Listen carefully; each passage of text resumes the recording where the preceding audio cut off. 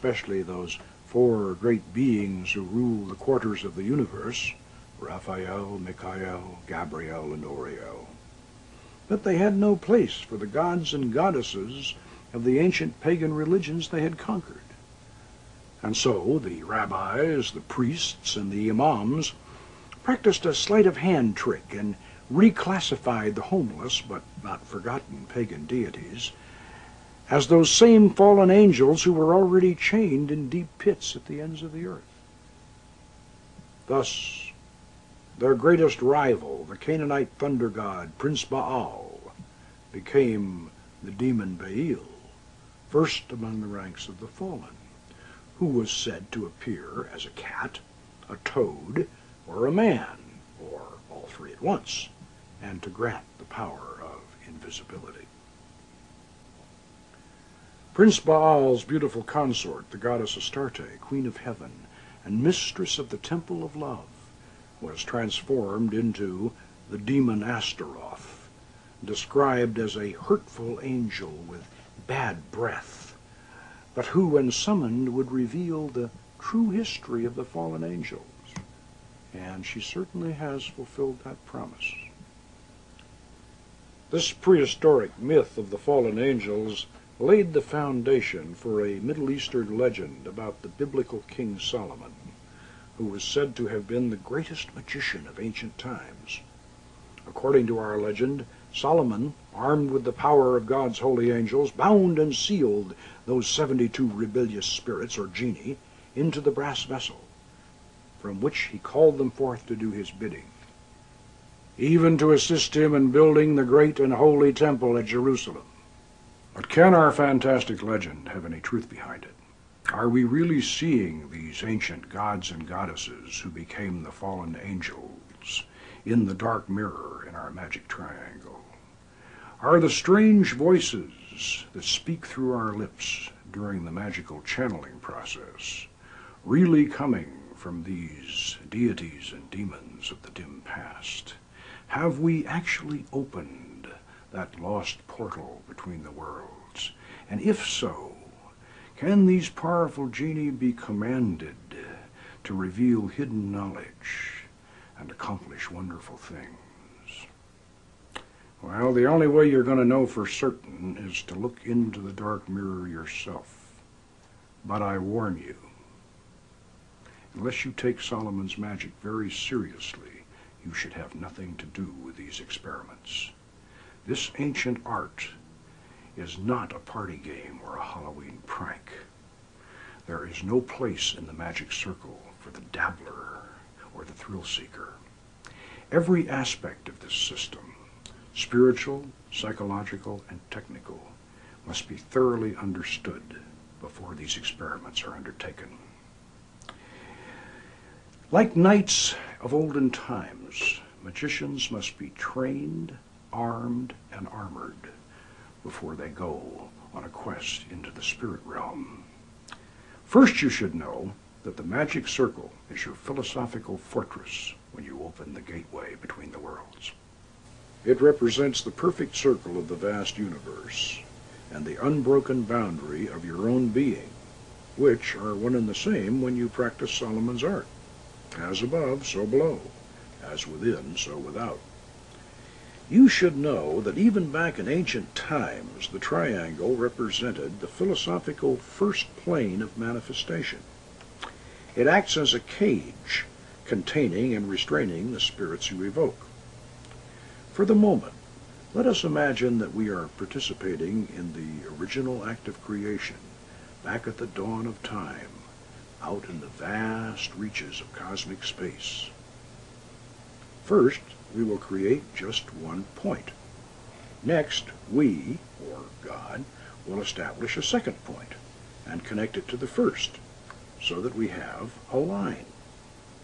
Then, when we plot our third point, we have our triangle, the first flat surface.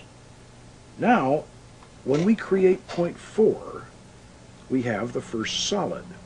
We have created a thing.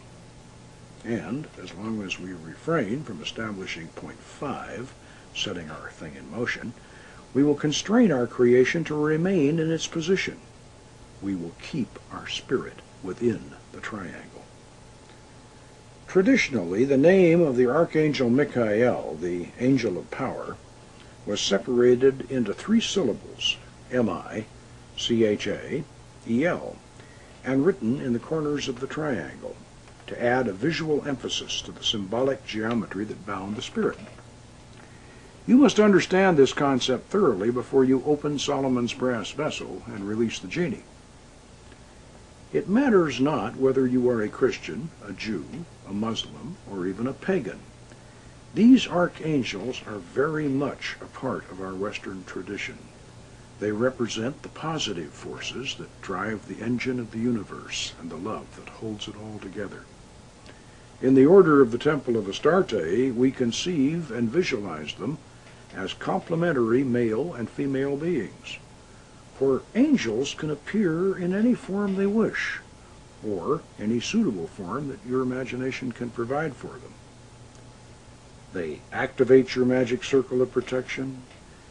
Casting your circle with a pentagram ritual before each operation is certainly important, but that alone is not enough. The great archangels must live in your mind and in your heart. You must have them inside as well as outside. Nosce te ipsum, en tuo templo tu es Deus. This is the very first time we have ever permitted cameras into the inner sanctum of the Order of the Temple of Astarte.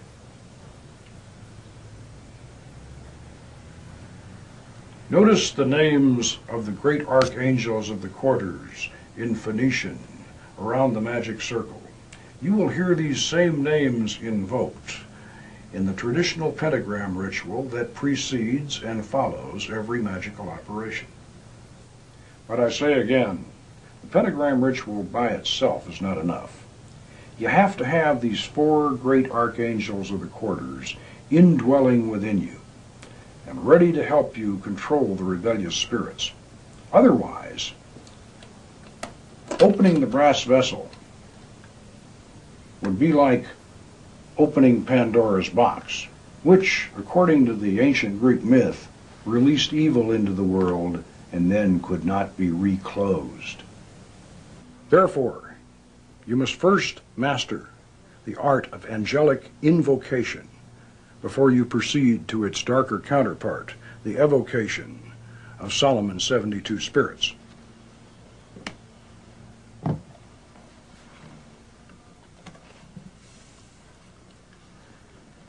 Along with the secret of the mirror in the triangle, the other crucially important element missing from the Goetia was the fact that the 72 spirits of the brass vessel had 72 direct counterparts in the holy angels of the Shemham Farash, or extended name of God.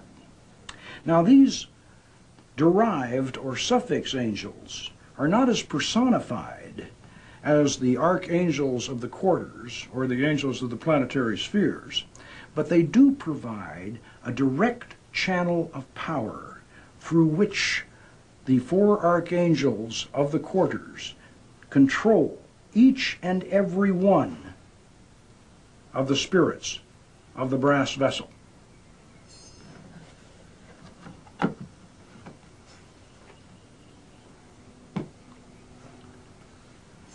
Unless this concept is understood and integrated into your goetic operations, you are on spiritually dangerous ground. These Shemham Farash angels even have their own sigils, and there is a short invocation for each one of them. The careful operator should use both.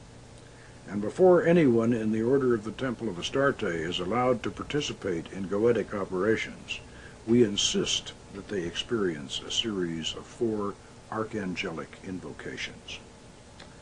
So how do we invoke the archangels? Well, there's another book in the Lemegeton Compendium that probably should have been published with the Goetia.